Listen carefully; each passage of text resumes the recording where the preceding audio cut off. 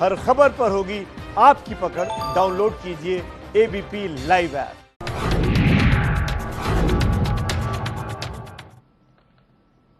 देश ही नहीं, पूरी दुनिया इस वक्त कोरोना की बड़ी आपदा से जूझ रही है। डॉक्टरों, स्वास्थ्य कर्मियों सहित जो लोग इस आपदा से लड़ रहे हैं, उनकी वाही हो रही है। लेकिन इसी बीच निजी अस्पतालों की तरफ से जो किया गया है वो बेहद चौंकाने वाला है, हैरान करने वाला है और परेशान करने वाला भी है। कोरोना से इलाज के लिए मरीजों के सामने लाखों की पैकेज डील पेश कर दी गई है। बड़ा सवाल यह है कि आम आदमी आखिर क्या करे, कहां जाए? वो कोरोना से इलाज कराए या फिर अपनी पूरी कमाई गंवा दे? इस पर बहस के लिए मेरे साथ कई मेहमान जुड़े हुए हैं, उनसे बात करेंगे। लेकिन पहले हमारी ये छोटी सी रिपोर्ट देख लीजिए। कोरोना की आपदा, प्राइवेट अस्पतालों के लिए कमाई का अवसर। इलाज में आनाकानी, रेट में मनमानी। मिला के 6,28,000 का बिल, मतलब 12 दिन का बोले तो 50,000 के भी ऊपर का रोज का खर्चा दिखाया उन्होंने, जबकि वो आईसीयू में भी एडमिट नहीं थे। अलग अलग अस्पतालों की अलग अलग रेट लिस्ट।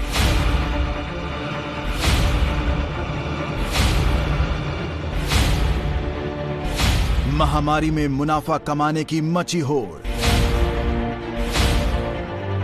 मचा हाहाकार, तब जागी सरकार। अभी मैंने बताया ना, सभी लोगों से रेट मंगाए गए हैं, पहले इसको रेट्स को स्टडी करते हैं। प्राइवेट अस्पतालों पर कब लगेगी लगाम? कोरोना काल, क्यों लूट रहे हैं अस्पताल?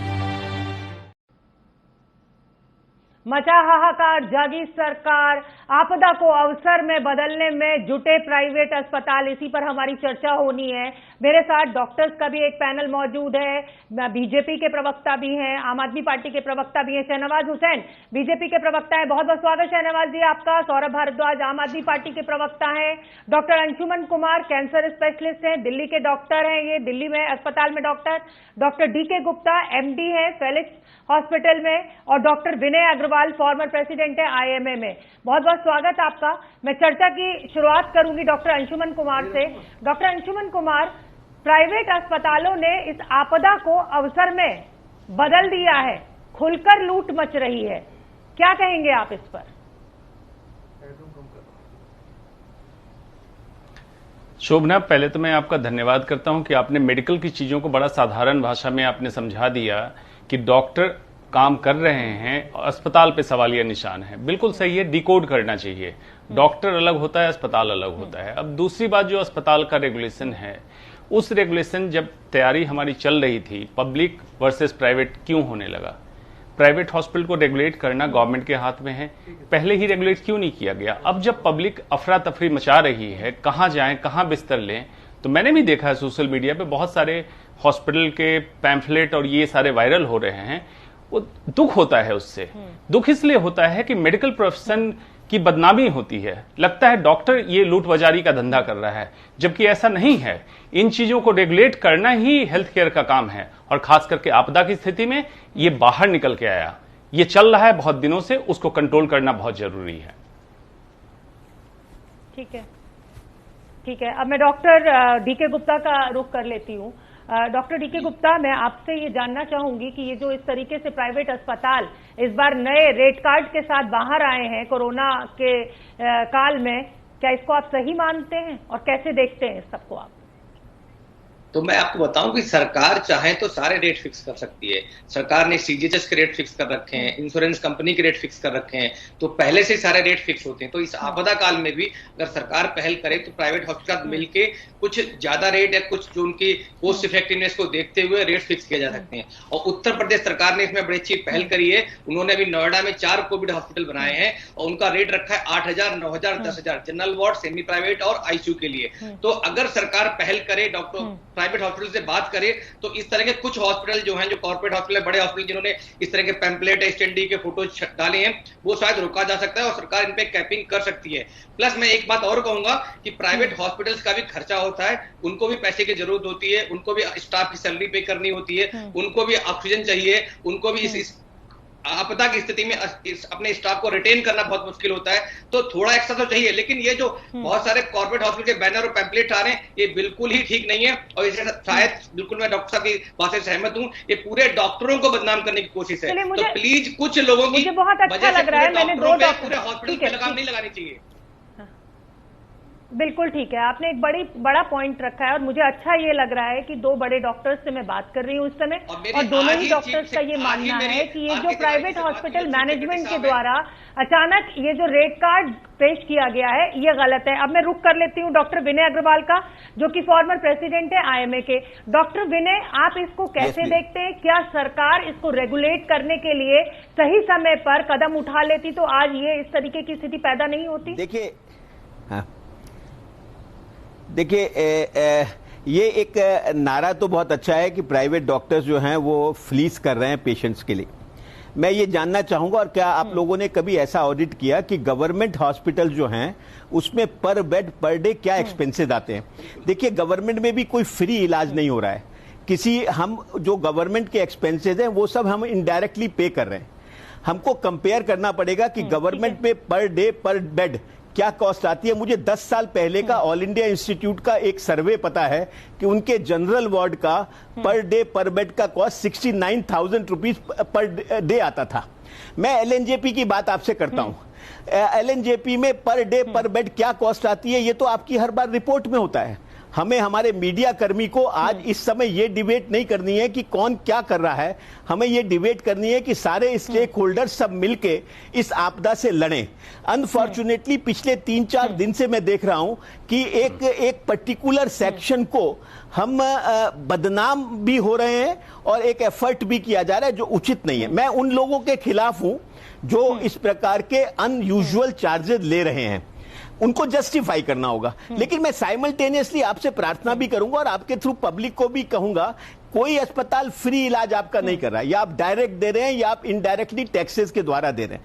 कंपेयर हमें करना होगा कि LNJP का पर डे पर बेड क्या कॉस्ट है, और आज चाहे वो मेदांता है, चाहे वो छोटा नर्सिंग होम है, चाहे वो बाकी वो है, फैसिलिटीज के हिसाब से उनका पर डे पर बेड क्या एक्सपेंसेस है। अगर हम मेदांता को कंपेयर करें, अपोलो को कंपेयर करें, मैक्स को कंपेयर करें, तो हमें all India institute of medical sciences के पर डे पर बेड के कॉस्ट को कंपेयर करना होगा। ऐसे हम हैफेजार्डली सोचे कि हम एक्स्ट्रा ले रहे हैं, ये उचित नहीं है। साइमल्टेनियसली अगर हम छोटे नर्सिंग होम्स की बात करते हैं या सेकेंडरी केयर हॉस्पिटल्स की बात करते हैं, तो हमें LNJP की बात करनी है। डॉक्टर विनय, क्योंकि आप रहे हैं IMA में, इसलिए मैं आपसे जानना चाहती हूँ कि ये हम भी समझते हैं कि सब्सिडाइज्ड है वहां पर उपचार, जो पैसा वहां पर खर्च होता है वो सरकार की तरफ से मरीज को मदद के रूप में दिया जाता है। ये कितना डिफरेंस होता होगा? क्या कुछ आइडिया आप मेरे दर्शकों को दे पाएंगे इस समय? मैं आपको आप इसको वेरीफाई कीजिए। मैं आपको बताता हूं, there is not much of a difference. जो एक प्राइवेट हॉस्पिटल, मैं उन लोगों की बात नहीं कर रहा जो 10 लाख और 15 लाख की बात कर रहे हैं, लेकिन मैं आपको यह बताना चाहता हूं कि जो एक्सपेंसेस आज एक प्राइवेट नर्सिंग होम पे रीजनेबल एक्सपेंसेस आते हैं या जो आते हैं वो कंपेरेबल हैं। आप अगर किसी भी जनरल पब्लिक हॉस्पिटल के पर बेड पर डे की एक्सपेंसेस की कॉस्ट करते हैं, which includes staff salaries, which includes infrastructure, which includes everything. हमको इसको कंपेयर करना होगा, ना कि ये सोच के चले वो तो फ्री कर रहे हैं और ये हमसे पैसे ले रहे हैं और अनगिनत और बेहिसाब पैसे ले रहे हैं। लेकिन साइमल्टेनियसली मैं फिर दोबारा स्ट्रेस करूंगा, एज ए IMA एक्टिविस्ट, हम उन लोगों के साथ नहीं है जो ओवर कर रहे हैं। राइट, ठीक है। अब मैं डॉक्टर्स से मैंने बात कर ली। अब मैं शहनवाज हुसैन, जो कि BJP के प्रवक्ता हैं, उनका रुख करना चाहूंगी। शहनवाज जी, मैं आपसे जानना चाहती हूं कि तमाम बड़े राज्यों से इस तरीके की शिकायतें आ रही हैं। हालांकि महाराष्ट्र, गुजरात और तमिलनाडु ने इन रेट्स को रेगुलराइज किया है, लेकिन क्योंकि कोई मॉनिटरिंग अथॉरिटी नहीं है, ढंग से तरीके से उसकी उसको देखा नहीं जा रहा है, तो वहां पे भी वसूली खूब हो रही है। अगर केंद्र सरकार कोई ऐसी गाइडलाइन बना देती, ICMR कोई ऐसी गाइडलाइन बना देता जिससे इन सभी अस्पतालों को, प्राइवेट और सरकारी को रेगुलराइज किया जाता, तो क्या सुविधाजनक नहीं होता पेशेंट्स के लिए? हालांकि हेल्थ जो है वो स्टेट मैटर है, ये मैं जानती हूँ। नहीं, देखिए शोभना जी, एक तो आपको मुबारकबाद कि आपने बहुत अच्छा टॉपिक रखा है। ये विषय ऐसा है जो जनता सुन रही होगी। क्योंकि हर व्यक्ति आज डरा सहमा है कि किसको कोरोना हो जाएगा, उसको कहाँ जाना है। पहली बात तो ये है कि ये राज्य की जो अलग अलग सरकार है वो उसको रेगुलेट करती है और पेंडेमिक के वक्त में उनको खास तौर पे ध्यान देना, जैसा डॉक्टर साहब ने बताया कि उत्तर प्रदेश की सरकार ने एक आदर्श इसके अंदर रेट बनाकर सबको दिया है। दूसरी बात यह है कि दिल्ली में जो चर्चा ज्यादा हुई, जो कल सुप्रीम कोर्ट में भी हुई, कि जो गवर्नमेंट के हॉस्पिटल्स हैं अगर वहाँ बेड अच्छे हैं या वहाँ सुविधा मिल रही है तो कोई भी प्राइवेट हॉस्पिटल बाद में ही जाता है। मैं डॉक्टर साहब की इस बात से सहमत नहीं हूँ कि प्राइवेट हॉस्पिटल और गवर्नमेंट के हॉस्पिटल में एक ही खर्चा आता है। ये मेरे लिए भी रिसर्च का विषय है, मेरे पास कोई ऐसा डॉक्यूमेंटेशन नहीं है, ना वो दे पाए हैं कि एक ही जैसा खर्चा आता है। कई बार हम लोग प्राइवेट हॉस्पिटल में भी गए हैं और गवर्नमेंट में भी गए हैं, तो जो जनता है खर्चा क्या आता है एक अलग विषय है, लेकिन जनता को नॉर्मल जो रेट, शहनवाज भाई फर्क जो है वो 5 सितारा होटल और सड़क के किनारे ढाबे का है, इस तरीके का फर्क है। जो प्राइवेट अस्पतालों में, जो बड़े बड़े अस्पताल हैं, वहाँ 5 स्टार फैसिलिटीज है, रोज आपकी टावल बदली जाएगी, नर्स अच्छा मुस्कुराते हुए आएगी, बढ़िया खाना आएगा। सरकारी अस्पतालों में ये व्यवस्था नहीं है। जी मैं डॉक्टर साहब मैं सॉरी आपको भी डॉक्टर साहब कह रहा हूँ क्योंकि ज्यादातर डॉक्टर साहब हैं इसमें।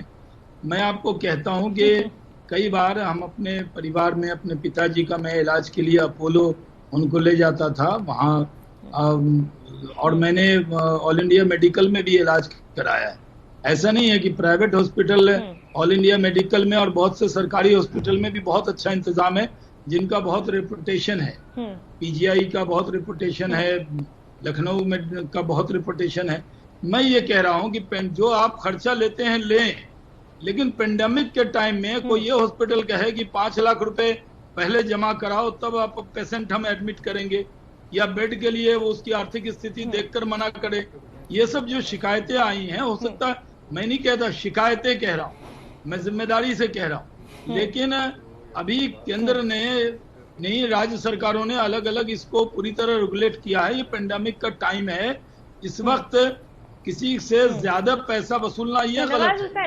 जब नॉर्मल डेज में आप पैसे लेते हैं वो अलग बात है। आप भी मान रहे हैं, डॉक्टर्स भी मान रहे हैं। हाँ शहनवाज जी, ये आप भी मान रहे हैं, डॉक्टर्स भी मान रहे हैं, मैं भी मान रही हूँ, हर नागरिक मान रहा है कि ये गलत किया जा रहा है, ये जो अंधाधुंध वसूली की जा रही है। लेकिन सत्ता में तो आप बैठे हैं ना सर, अगर कुछ इस तरह की शिकायतें आ रही हैं तो अभी तक केंद्र सरकार के द्वारा क्या एक्शन उठा लिया गया है? क्या कोई डॉक्टर हर्षवर्धन ने ऐसी बैठक तमाम मुख्यमंत्रियों के साथ या तमाम हेल्थ सचिव के साथ ली है जिसमें इस तरीके की कोई चीज निकल कर सामने आए? ये बहुत जरूरी है जनता के लिए जानना कि आपकी सरकार क्या कर रही है इस समस्या से को हल करने के लिए। देखिए, डॉक्टर हर्षवर्धन खुद एक डॉक्टर हैं और उन्होंने पहले भी हेल्थ मिनिस्टर की जब बैठक ली थी इस ओर इशारा किया था कि पेंडेमिक के वक्त में कहीं पर भी जो कोविड पेशेंट हैं जब वो जाए तो उसके कोई दुश्वारी नहीं होनी चाहिए। आप जानते हैं कि जब दिल्ली में कोविड टेस्ट होने लगा तो कई लैब के अंदर ये इजाजत दी गई, फिर दिल्ली सरकार ने वो इजाजत वापस ले ली थी, क्योंकि जिसको सिम्टम है वही तो जाता है, कोई शौकिया टेस्ट कराने नहीं जा रहा था। फिर दिल्ली में एक विषय ये बना कि दिल्ली में बाहर के लोग या अंदर के लोग आएंगे, कौन इलाज कराएगा, दिल्ली वाला कराएगा या दिल्ली में जो रहता है वो कराएगा, इसको लेकर थोड़ा कंफ्यूजन हुआ। लेकिन कोई भी हॉस्पिटल है, एक तो गवर्नमेंट के जो हॉस्पिटल है खासकर उसको इतना अच्छा होना चाहिए इस वक्त में, क्योंकि इसमें कोई बड़ी बात, इसमें दवा एक जैसी दी जाती है। यही तो शिकायत रही ना शहनवाज भाई, यही तो शिकायत है ना इस देश की जनता को कि सत्ता में कोई भी बैठा हो, 70-72 साल आजाद हुए हमें हो गया, लेकिन हमारे अस्पतालों की स्थिति बेहद खराब है। अब मैं आम आदमी पार्टी के प्रवक्ता सौरभ भारद्वाज का रुख कर लेती हूँ, आऊंगी शहनवाज जी, आऊंगी आपके पास। हाँ सौरभ भारद्वाज जी, चाहे महाराष्ट्र हो, चाहे गुजरात हो, चाहे तमिलनाडु हो, रेट्स को रेगुलेट किया गया है सरकार की तरफ से, वो कितना इंप्लीमेंट हो रहा है ये एक अलग पक्ष है। दिल्ली में अंधाधुंध पैसा वसूला जा रहा है, लोगों को उपचार नहीं मिल रहा है। क्या आपकी सरकार सोई हुई है? आप देख रहे हैं इस समस्या को, आगे कुछ कदम उठाने वाले हैं? जानकारी दे दीजिए मेरे दर्शकों को।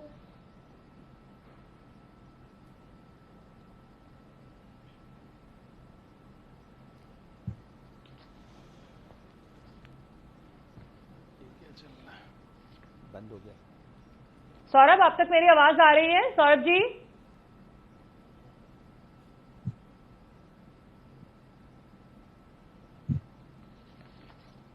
हाँ, शायद सौरभ जी तक मेरी आवाज नहीं पहुंची है। मैं डॉक्टर अंशुमन का रुख कर लेती हूँ। डॉक्टर अंशुमन, मैं फिर एक बार उसी मुद्दे पे लौटूंगी। समस्या हम सबको पता है, डिबेट का मुद्दा ये नहीं है कि प्राइवेट अस्पताल क्या कर रहे हैं। डिबेट अब हमारे दर्शक ये चाहते हैं कि हम इसका कोई हल निकालें।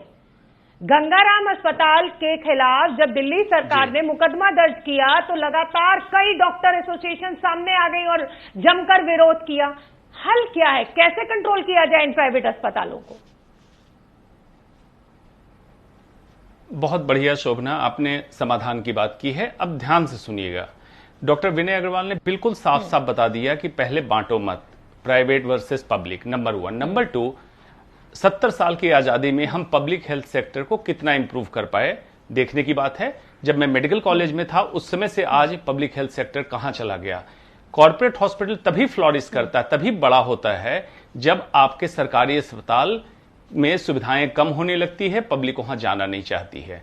तीसरी व्यवस्था हो सकती थी जो एनएचएस यूनाइटेड किंगडम में है कि गवर्नमेंट ही पूरा सिस्टम चलाएगी, चाहे प्राइवेट हो चाहे सरकारी हो, सारा सिस्टम एनएचएस के तहत चलेगा। इंडिया में हम कर सकते थे। आज जो शहनवाज जी बात कर रहे थे प्राइस कंट्रोल की, ये सेंट्रल गवर्नमेंट के पास होता है। एनपीपीए एक्ट है जो कंट्रोल कर सकते। उदाहरण के तौर पे अभी आपदा में सभी लोग बात कर रहे हैं, ये समस्या कब से चल रही है कि मेडिसिन पे, कंज्यूमेबल्स पे एमआरपी कुछ लिखा होता है, एक्चुअल पड़ता है कितना। पीपी किट 250 से 500 रुपए की मिलती है और सरकारी अस्पताल में भी वो किट जो बेची जा रही है महंगी बेची जा रही है, प्राइवेट अस्पताल में भी उसकी प्राइसिंग 2200 रुपए तक ली जा रही है। तो खर्चे ऐसे बढ़ते हैं, उसका कंट्रोल कौन करेगा? क्या प्राइवेट हॉस्पिटल अपनी मर्जी से एमआरपी लिख रहा है, सरकारी हॉस्पिटल अपनी मर्जी से लिख रहा है? इस बीच में वो पैसे कहां जाते हैं, ये देखने की बात है। डॉक्टर विनय अग्रवाल ने बहुत सही पॉइंट आउट किया कि मत बांटिए, इससे पब्लिक गुमराह होती है।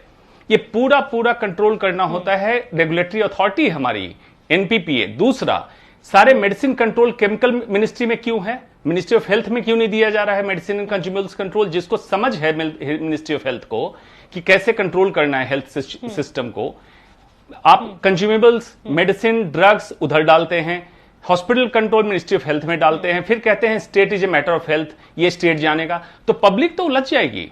सिलॉज में काम नहीं होता है। आपको कभी न कभी एकत्रित स्वास्थ्य सुविधा का समाधान बताना होगा। जी करना पड़ेगा। मेरे साथ सौरभ भारद्वाज, आम आदमी पार्टी के प्रवक्ता, जुड़ गए। बहुत जरूरी है उनको आज सुनना। सौरभ भारद्वाज, महाराष्ट्र सरकार ने, गुजरात सरकार ने और तमिलनाडु सरकार ने प्राइवेट अस्पतालों के रेट्स को रेगुलराइज कर दिया है, फिक्स कर दिया है। दिल्ली सरकार कहां है? लूट मची हुई है दिल्ली के अस्पतालों में। कई प्राइवेट अस्पतालों की जो लिस्ट आई है, मतलब एक आम आदमी तो उसमें उपचार नहीं करवा सकता, मिडिल क्लास तो नहीं करवा सकता। जी हाँ, ये बात बिल्कुल ठीक कह रहे हैं। कुछ प्राइवेट हॉस्पिटल्स की शिकायत आई है और उनके रेट्स इतने ज्यादा हैं कि कोई अपर मिडिल क्लास आदमी भी उस पैसे को देख के इलाज करा सकता। गवर्नमेंट ने सारे प्राइवेट हॉस्पिटल से उनकी रेट लिस्ट मांगी है कि आईसीयू के क्या चार्जेस हैं, नॉर्मल बेड के क्या चार्जेस हैं, वेंटिलेटर के क्या चार्जेस हैं और पर डे रूम के कितने चार्जेस हैं। सारे हॉस्पिटल्स की लिस्ट को मंगा के इसको रेगुलराइजेशन की तरफ कोशिश करें। दूसरा, 3-4 स्टेट जिसका आपने नाम लिया, उनके मॉडल्स को भी हम एक्टिवली स्टडी कर रहे हैं।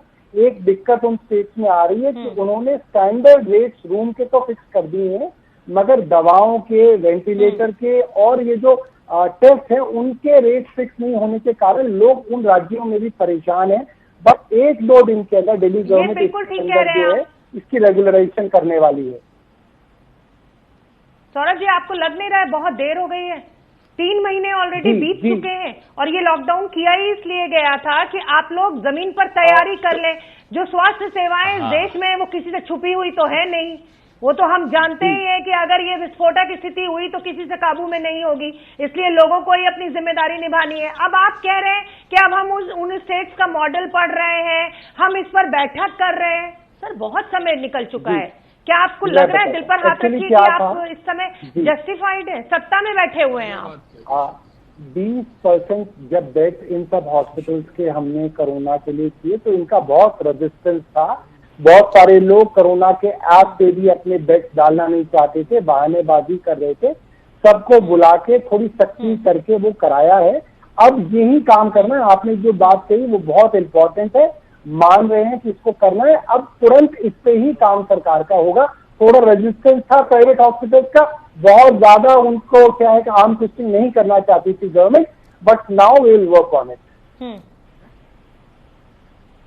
ठीक है, ठीक है, मैं डॉक्टर डीके गुप्ता का रुख करूंगी। Doctor DK Gupta, PPE kit एक प्राइवेट अस्पताल मैं नाम नहीं लेना चाहती हूं, उसमें 92,000 का बिल आया, जिसमें 62,000 का बिल पीपीई किट का था। एक डॉक्टर जब एक पीपीई किट पहन लेता है तो वो कितने पेशेंट्स को देखता है, या वो हर पेशेंट के बाद पीपीई किट बदलता है जो 2200 रुपए जोड़ता चला गया पेशेंट के बिल में? मैं फिर कह रहा हूँ, बिकॉज कहीं ना कहीं गवर्नमेंट की रेगुलेशंस नहीं आई थी, इसलिए कुछ प्राइवेट हॉस्पिटल्स का फायदा उठा रहे थे। सारे अस्पताल ऐसे नहीं है, हमारा भी अस्पताल है, हम लोग सारे लोग पीपी किट यूज कर रहे हैं और क्या चार्ज कर रहे हैं बिल्कुल ट्रांसपेरेंट है। एक डॉक्टर पीपी किट पहन के एक शिफ्ट में पूरा काम कर सकता है, 8 घंटे या 6 घंटे की शिफ्ट में, और पूरा राउंड ले सकता है। तो ऐसे ही मान लीजिए उसके अलावा नर्सिंग स्टाफ है या वहां पे हाउसकीपिंग स्टाफ है, ये 3-4 लोगों को पीपी किट की जरूरत पड़ती है जो वहां पे डायरेक्ट पेशेंट के कॉन्टेक्ट में होते हैं या डायरेक्ट पेशेंट के केयर में होते हैं। तो इन लोगों की पीपी किट को हम डिवाइड करके मैक्सिमम कैप कर सकते थे कि एक पेशेंट पे पर डे मैक्सिमम कितनी पीपी किट लगनी चाहिए, वो करी जा सकती थी। और मैं फिर बताऊंगा आपको, गवर्नमेंट के ऑलरेडी रेट फिक्स है, प्राइवेट इंश्योरेंस कंपनी के जिप्सा के थ्रू रेट फिक्स हो जाते हैं और गवर्नमेंट के रेट सीजीएचएस के थ्रू फिक्स हो जाते हैं। सिर्फ कैश के रेट वेरिएबल होते थे। वो इस टाइम पेंडेमिक के टाइम पे जब हमारा लॉकडाउन था, उस टाइम 2 उद्देश्य थे लॉकडाउन के। एक तो जो ट्रांसमिशन की चेन थी उसको ब्रेक करना था, दूसरा था हमें planning, execution, micro planning, HR, ये सब काम करने थे। तो उस समय हमें क्या करना चाहिए था, सारे प्राइवेट प्लेयर्स को बुला के, जिप्सा को बुला के, सीजीएचएस को बुला के एक सारे रेट फिक्स कर देने चाहिए थे। इसमें कहीं ना कहीं देरी हुई है, इसीलिए ये सारी चीजें आ रही हैं और कुछ लोग इसका फायदा उठा रहे हैं। लेकिन कुछ सरकारें अच्छी पहल कर रही है। बताया मैंने कि आज मेरी चीफ सेक्रेटरी साहब से बात हुई, आर.के. तिवारी जी ने, आज ही उन्होंने 4 हॉस्पिटल फिक्स कर दिए जो बड़े रीजनेबल रेट्स पे फिक्स किए हैं। तो मेडिसिन और कंज्यूमर्स का रेट वेरिएबल होता है, room rent, nursing charges, doctor charges, oxygen charges, आप सारा कुछ फिक्स कर सकते हैं। और you can make transparent also कि सारे हॉस्पिटल बाहर डिस्प्ले कर देंगे उनके रूम रेंट के चार्जेस क्या है, उनके कंज्यूमर्स के चार्जेस क्या है। तो इससे ट्रांसपेरेंसी बढ़ेगी और जो विश्वास कहीं ना कहीं कम हुआ है इस दौरान, वो दोबारा बहाल किया जा सकता है। और उत्तर प्रदेश सरकार ने उसमें पहल की है। मैं चाहूंगा दिल्ली सरकार को भी वो भी इस तरह की कोई नई पहल करें, तो दैट जो कुछ कॉर्पोरेट हॉस्पिटल मैंने आपको सुना, बड़ा दुख हो रहा है। और दुख मुझे इसलिए हो रहा है कि 3 महीने बीत चुके हैं कोरोना की तैयारी के लिए। 3 महीने सरकारों को मिले, अस्पतालों को मिले, डॉक्टर्स की कोई गलती नहीं है, नर्सेस की कोई गलती नहीं है, दिन रात अपनी कैपेसिटी से बाहर जाकर वो लोग मेहनत कर रहे हैं। लेकिन ये जो शिकायतें आ रही हैं, ये कहीं ना कहीं कमी सरकार से रह गई है। और दुख इसी बात का है कि आज आम जनता ये चाहती थी कि हम पूरी तैयारी से इसका सामना करें। डॉक्टर विनय का मैं रुख करना चाहूंगी। डॉक्टर विनय, अभी भी सरकार के 2 नुमाइंदे मेरे साथ बैठे हुए हैं, शहनवाज जी भी बैठे हुए हैं और सौरभ भारद्वाज भी, अभी भी तैयारियों की बात हो रही है। 3 महीने बीत चुके हैं। हाँ, शोभना जी, जी सुन रही हूं मैं आपको, आवाज। हाँ, शोभना जी, मैं आपको एक छोटी सी बात बताना चाहता हूं। दिल्ली के अस्पतालों में अगर हम, सौरभ जी बैठे हैं, उनका ध्यान आकर्षित करूंगा इस मामले में कि दिल्ली के जितने अस्पताल हैं, 38 या 40 के करीब अस्पताल दिल्ली एडमिनिस्ट्रेशन के अंदर आते हैं, जिसमें से 6 अस्पताल कोविड के हैं। उन 6 अस्पतालों में लगभग 5 और 6 हजार के बेड्स हैं। उन 5-6 हजार बेड्स में अगर आज के दिन 41% ऑक्यूपेंसी है, तो हमें उस तरफ ध्यान देना चाहिए। ये 41% ऑक्यूपेंसी क्यों है? और इसके बावजूद भी आपने 2-3 दिन पहले जो कुछ भी दिखाया एलएनजेपी हॉस्पिटल में या बाकी सब में, मैं मौलाना आजाद का स्टूडेंट रहा हूं, 69 में पास किया, मेरा सिर भी शर्म से झुक गया। बिकॉज मेरे समय में जब मैंने पास किया, एडमिनिस्ट्रेशन या बाकी चीजों से वो अस्पताल जाना जाता था। पूरे देश में यही हालत है। दिल्ली के तो अस्पतालों की हम रिपोर्ट दिखा रहे हैं, पूरे देश में यही स्थिति है। चाहे महाराष्ट्र की बात कर लीजिए, चाहे गुजरात की, चाहे उत्तर प्रदेश की, चाहे राजस्थान की। स्वास्थ्य सेवाएं किसी से छुपी हुई नहीं है इस देश में। तभी तो राज्यों में स्वास्थ्य सेवाएं खराब है, तभी तो लोग भाग भाग के दिल्ली आते हैं। मैं बिल्कुल आपके साथ हूं। मैं यही कहना चाह रहा हूं कि अगर हम सरकारी अस्पतालों को सुदृढ़ नहीं करेंगे, उनके व्यवस्था को ठीक नहीं करेंगे और साथ में हम प्राइवेट अस्पतालों को भी गैग करेंगे और बिना ऑडिट किए हुए हम रिमार्क्स पास करेंगे कि यार जैसे मैंने सॉरी मैं आपको ऐसा कह रहा हूं, आपने कहा कि अस्पतालों में लूट मची हुई है, इस तरीके के सेंटेंसेस बिना ऑडिट किए हुए हमको, मैं कुछ अस्पतालों की बात नहीं कर रहा हूं, लेकिन मैं एज ए मेडिकल एक्टिविस्ट ये कहता हूं कि ये डॉक्टरों का मॉरल गिराने वाले सेंटेंसेस हैं। आज के दिन हमें ऐसा नहीं करना चाहिए, लेकिन हां, हमारा ध्यान कहां होना चाहिए कि सरकारी अस्पताल जितने भी हैं पहले उनकी व्यवस्था को सुदृढ़ करें। 70 साल हो गए हमको आजादी किए हुए। अगर आज के दिन दिल्ली जैसी कैपिटल में हम दिल्ली के अस्पतालों को नहीं देख सकते तो हम क्या देख सकते हैं? और दिल्ली के अस्पताल जिस प्रदेश में 50 तो एक सरकार के अस्पताल टोटल देखें तो 100 से ज्यादा अस्पताल सरकारी अस्पताल है यहां पर, छोटे से लेके बड़े, और उसकी व्यवस्था भी अगर हम ठीक नहीं कर पा रहे हैं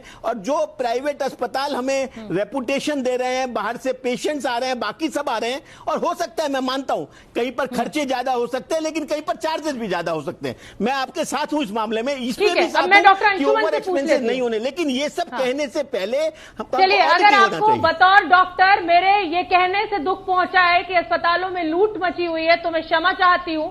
मेरा टारगेट डॉक्टर्स बिल्कुल भी नहीं है, लेकिन हां, अगर प्राइवेट अस्पताल इस तरीके से अंधाधुंध वसूली करेंगे तो ये दुखद जरूर है, क्योंकि इस समय कोरोना काल में सबको मिलकर लड़ना है, इस समय प्रॉफिट नहीं कमाना है। प्रधानमंत्री ने आपदा में अवसर ढूंढने की बात की थी, लेकिन लगता है सबसे ज्यादा इस आपदा से अवसर बनाने की जो मुहिम है वो प्राइवेट अस्पतालों ने छेड़ दी। मैं डॉक्टर अंशुमन का रुख करना चाहूंगी। डॉक्टर अंशुमन, मैं आपसे जानना चाहती हूं कि एक नॉर्मल बीमारी में जब अस्पताल में कोई पेशेंट पहुंचता है तो वेंटिलेटर का कितना खर्चा आता है? अगर गंभीर पेशेंट को वेंटिलेटर की जरूरत पड़ती है तो कितना खर्चा एक दिन का आईसीयू का आता है? मोटा मोटा बता दीजिए। मैं जानती हूं कि बीमारी से अलग अलग होता होगा वो। ये मैंने शुरुआत में ही कहा कि डॉक्टर और अस्पताल को अलग कीजिए। खर्चे से डॉक्टर को कोई मतलब नहीं होना चाहिए, और सच में मानता हूं, मैं आपके चैनल से बोल रहा हूं, हमें नहीं मतलब होना चाहिए खर्चे से, मैनेजमेंट से पूछा जाना चाहिए। ये बिल्कुल हर अस्पताल का अपना अपना डिसीजन होता है, मैनेजमेंट डिसाइड करता है। डॉक्टर से कोई जो मैं आपकी मजबूरी समझ सकती हूँ, डॉक्टर इसमें बिल्कुल डिसीजन मेकर नहीं है, ये कंफ्यूजन है। डॉक्टर डीके गुप्ता से मैं पूछ लेती हूँ। डॉक्टर डीके गुप्ता, आपके चेयरमैन में फेलिक्स अस्पताल में, आप मुझे बता दीजिए कि एक दिन का कितना खर्चा आता है? जी, उनसे पूछ लीजिए। नहीं, तो ये डिपेंड करता है कि पेशेंट कितना सिक है, वेंटिलेटर पे है तो उसके अलावा क्या क्या उसके प्रोसीजर्स होने हैं, कितनी इन्वेस्टिगेशंस होनी है। Normally depending on the size of hospital, मतलब छोटे हॉस्पिटल से लेके नर्सिंग होम से लेके बड़े हॉस्पिटल में वेरी करता है। 10 से 15,000 पर डे से लेके, और लोग आपको पता है बाकी कितना होता है वो सारा पता है। तो लोएस्ट खर्चा 10 से 15,000 20,000 होता है, जिसमें सब कुछ इंक्लूड होता है। खाली दवाइयां कंज्यूमेबल्स अलग होते हैं क्योंकि उनकी कोई कीमत नहीं होती, कोई दवाई महंगी होती, कोई सस्ती होती है। अगर आप अच्छा हॉस्पिटल है तो 15,000 पर डे में एवरेज वेंटिलेटर के साथ का खर्चा आ सकता है अगर चाहे तो। और सीजीएचएस के रेट भी लगभग इसी के आसपास है। इस समय जो लिस्ट आ रही है उसमें 90,000 है। अब मैं डॉक्टर अंशुमन का रुख करना चाहूंगी। तो ऐसे कुछ हॉस्पिटल ही हैं, सारे नहीं ऐसा को भी पूरा अधिकार है तरक्की करने का, और इसीलिए डॉक्टर्स भी चुनते हैं प्राइवेट अस्पतालों में सेवा देना, क्योंकि वहां पर अच्छी सैलरी मिलती है, अच्छा एनवायरमेंट मिलता है। गांव में बहुत कम डॉक्टर्स काम करना चाहते हैं या सरकारी अस्पतालों में, ये भी एक कड़वा सच है। क्या इसको मानेंगे आप? और इस समय अगर डॉक्टर्स ये मुहिम छेड़ दें, अपने अस्पताल के मैनेजमेंट से कहें कि नहीं, इस समय हम बहुत अपने चार्जेस नहीं लेंगे विजिट के, तो शायद पेशेंट्स की मदद हो जाएगी। इस समय डॉक्टर्स को भी अपनी जिम्मेदारी समझनी होगी, जो वो समझ रहे हैं वैसे। बिल्कुल, बहुत बढ़िया। डॉक्टर प्राइवेट अस्पताल में काम मजबूरी में करता है शोभना जी, आपको मानना होगा। कोई भी क्वालिफाइड डॉक्टर चाहता है मेडिकल कॉलेज में ज्वाइन करे या सरकारी संस्थान में ज्वाइन करे। आज सिस्टम को पैरालाइज कर दिया गया, डॉक्टर को मजबूरन जाके प्राइवेट अस्पताल में काम करना पड़ रहा है। जहां तक गांव की बात है, पीएचसी की दुर्दशा आप देखिएगा तब आपको पता चलेगा वहां डॉक्टर क्या एक आम आदमी जाना नहीं चाह रहा है, तो कैसे वहां काम होगा। एक बात। दूसरी बात, डॉक्टर हर समय कहता है आपदा की स्थिति है, लेकिन डॉक्टर तो हर समय मैनेजमेंट से भिड़ा हुआ है प्राइवेट अस्पताल में कि भाई ये जो एग्जॉर्बिडेंट चार्जेस इसको कम करें। डॉक्टर आज भी वॉलंटियर करके आपको हेल्प कर रहा है। लेकिन जहां तक सौरभ जी की बात हो रही थी, सौरभ जी से ये मैं कहना चाहूं, 3 महीने बहुत सेंसिबल नेता हैं ये, इसलिए मैं इनसे कहता हूं 3 महीने टाइम मिला हमें प्रिपेयर करने, जिसमें यह भी तैयारी करनी थी प्राइवेट हॉस्पिटल के रेट रेगुलेशन का, पीपी किट के रेगुलेशन का। आपको मालूम है आजकल मैक्सिमम पीपी किट कौन बना रहे हैं? मंत्रियों के बन रहे हैं पीपी किट, मंत्रियों की फैक्ट्री है। इन सब पे बात होनी चाहिए। पीपी किट के रेट को रेगुलेट करो। जो सप्लाई ही एमआरपी हाई करके दे रहे हो, तो कैसे प्राइवेट हॉस्पिटल या सरकारी हॉस्पिटल में कम इलाज होगा? आप कुछ भी पहले तो सरकार की मचाई हुई अव्यवस्था कि 70-72 साल के आजाद भारत में हमारे पास इतनी सुविधाएं नहीं है कि हम अपने मरीजों का इलाज इस समय फ्री में कर सकें।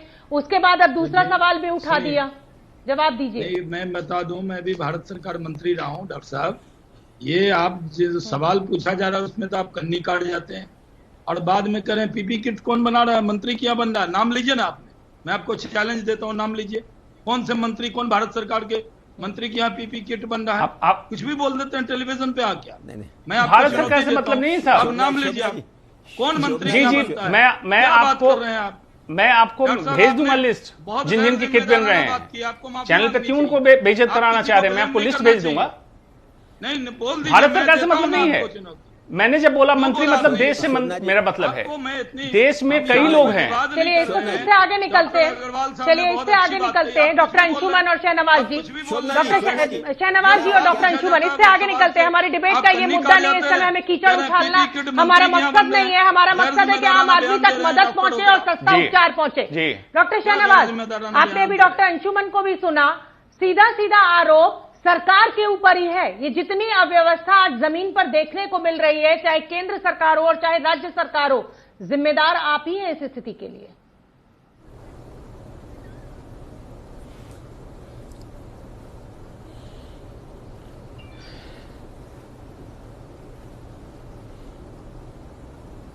शहनवाज जी।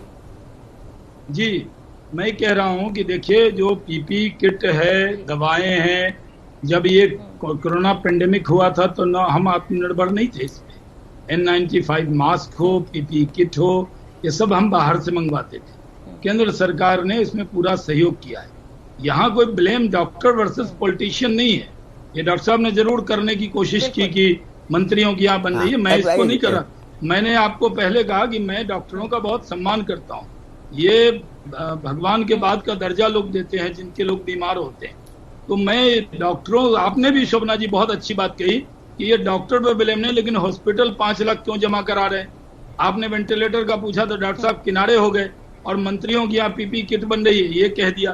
भाई आप ये बताइए, पहले भी भारत, हाँ, जो मैं कह रहा हूँ कि जितना किसी को भी जो परेशान है, नॉर्मल डेज में जो आप पैसे ले रहे हैं, जो रेगुलेशन पहले से बना हुआ है, जो आप नॉर्मल डेज में ले रहे हैं वो लेना चाहिए। दूसरी डॉक्टर साहब की बात ये सही है कि ज्यादा से ज्यादा जो गवर्नमेंट के हॉस्पिटल हैं दिल्ली सरकार के, उनको चाहिए ना कि छोटे से ब्रेक का यहाँ पर वक्त हो रहा है। समस्या सबको पता है, नेताओं को भी पता है, डॉक्टर्स को भी पता है, अस्पताल मैनेजमेंट को भी पता है और इस देश के नागरिक को भी। मैं सौरभ भारद्वाज का रुख करना चाहूंगी। सौरभ भारद्वाज, समस्या आपने सुन ली, डॉक्टर्स को भी आपने सुन लिया। जो निकल कर जिम्मेदारी आ रही है वो चाहे केंद्र सरकार हो चाहे राज्य सरकार हो, आप ही की बनती है। क्या इस समय राज्य सरकारों को इस तरह की मजबूरी भी आ रही है कि जैसे गंगाराम के खिलाफ आपने मुकदमा दर्ज किया तो डॉक्टर्स एक होकर सरकार के खिलाफ हो गए? क्या ये भी एक दिक्कत सामने आ रही है और इसको हल करने के लिए आपकी सरकार क्या कर रही है?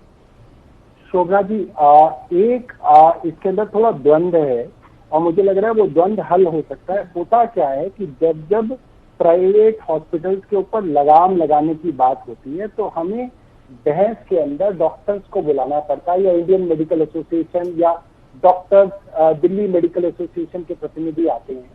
हालांकि प्रतिनिधि आने चाहिए प्राइवेट हॉस्पिटल्स के, इनके सीएफओ, इनके सीईओ और जो अस्पताल चलाने वाली जो संस्थाएं हैं उनके प्रतिनिधि आने चाहिए। और अच्छा नहीं लगता किसी डॉक्टर को के साथ बहस करना, क्योंकि बेसिकली उनका कोई लेना देना नहीं है। वो तो सिर्फ एक खराब इकोसिस्टम के हिस्सा हैं वो, और उनकी कई हद तक मजबूरी भी होती है कि इन प्राइवेट अस्पतालों के साथ काम करना। और अगर आप इनके खिलाफ बयानबाजी करेंगे और इनके बारे में कुछ बताएंगे तो आपको और प्राइवेट अस्पताल इतनी आसानी से नौकरी नहीं देगी। जैसे डॉक्टर साहब बता रहे थे, बिल्कुल ठीक है, मतलब वो बताते रुक गए। सौरभ भारद्वाज, हाँ। जी जल्दी से अपनी बात पूरी कर लीजिए, मेरे पास समय नहीं। और शाहनवाज जी भी देखिए अच्छे आदमी है, शरीफ आदमी है, मगर डॉक्टर साहब ये बताते रहिए कि हिमाचल प्रदेश के अंदर हुआ था, जहाँ पे पीपी स्कैन सामने आया और भाजपा के बड़े नेता का नाम भी उसके अंदर सामने आया है। गुजरात के अंदर वेंटिलेटर स्कैन पे चर्चा करने का समय नहीं है, ये बहुत ही गंभीर समस्या है, आम आदमी से जुड़ी हुई समस्या है और अब सरकारों को भी ये समझना होगा कि रक्षा बजट से ज्यादा स्वास्थ्य बजट की जरूरत है देश को, देश के नागरिकों को।